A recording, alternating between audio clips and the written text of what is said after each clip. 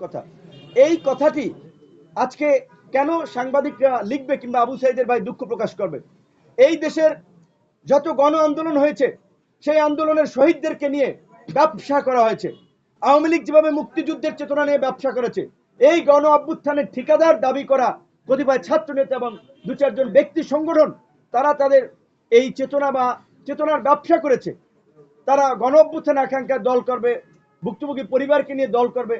BNP already তো একটা দল, এই দলে তো তাদের অনেক স্যাক্রিফাইস রয়েছে। জামাত অলরেডি একটা দল, সিপিবি একটা দল, গণসংহতি আন্দোলন একটা দল, গণ অধিকার পরিষদ একটা দল। সব দল তো এই আন্দোলনের আগেই এই গণ অভ্যুত্থান চেতনাকে ধারণ করে তারা রাজপথে নেমেছে। সবাই রাজনীতিতে সংস্কার কথা বলছে, কাজে এই সমস্ত মুখরোচক কথা বলা হচ্ছে, বাস্তবতা ভিন্ন।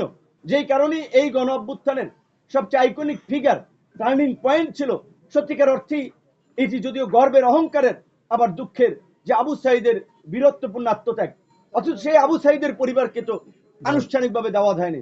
যদি তারা গণ অভ্যুত্থানের চেতনা ধারণ করত, তাহলে ওই মঞ্চে এই শহীদ পরিবারকেই তারা প্রাধান্য দিয়ে সামনে রাখতে পারতো। শুধু আবু সাইদের পরিবার না, এই পিজি হসপিটাল থেকে কয়েকদিন পর পর আহতরা যমুনার গেটের সামনে আসেন, প্রেস ক্লাবের সামনে আসেন, যে তাদের সুচিকিৎসার দাবিতে।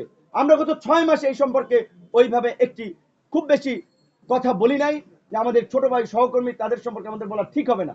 তারা গণ অভ্যুত্থানের এই আহতদের তালিকা নিয়েও যে 9-6 স্বজনপ্রীতি করেছে। যারা তাদের রাজনীতি করবে তাদেরকে একটা ভালো ক্রাইটেরিয়া, তাদেরকে বিদেশ পাঠানোর প্রাধান্য দেওয়া, যারা তাদের কথা শুনছে না, তাদের রাজনীতিতে যুক্ত হচ্ছে না, তাদেরকে প্রাধান্য দেওয়া হচ্ছে না। এই ঘটনাগুলো আপনারা খোঁজ নেন। এখন তাদের অনেকের ফেসবুক ফলোয়ার আছে, আন্দোলনের কারণে একটা হাইপে ফিগার হয়েছে। এখন তাই বলে আপনারা ভাবছেন যে তাদের বিরুদ্ধে নিউজ করাও ডিফিকাল্ট, বলাও ডিফিকাল্ট না। আপনাদেরকে সত্য উন্মোচন করতে হবে। গণমাধ্যমের শক্তি অনেক, গণমাধ্যমকে আজকে স্বাধীনভাবে কাজ করতে হবে। কয়েকদিন আগে যদিও আমরা দেখেছি বিভিন্ন গণমাধ্যম হাউসে লিস্ট ধরিয়ে দেওয়া হয়েছে, অমুককে চাকরিচ্যুত করেন, অমুকে এই তমুকে এই। এইটা করার কে? যারা এই যে লিস্ট ধরিয়ে দিয়েছে। কাজী গণ অধিকার পরিষদের পক্ষ থেকে এটিও গণমাধ্যমকে এনশিওর করতে চাই, কোন রাজনৈতিক দলের প্রেসক্রিপশনে কোন গণমাধ্যম হাউস থেকে কোন কর্মীকে ছাঁটাই করা চলবে না। গণমাধ্যম কর্মীরা তাদের মর্যাদা সম্মান নিয়ে স্বাধীনভাবে কাজ করবে।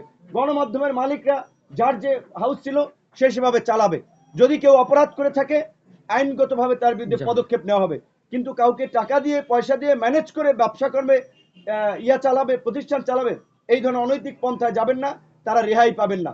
ছাত্রদেরকে কিছু পয়সা দিয়ে যদি রেহাই পেতে চান, জনতা রুখে দেবে আপনাদেরকে।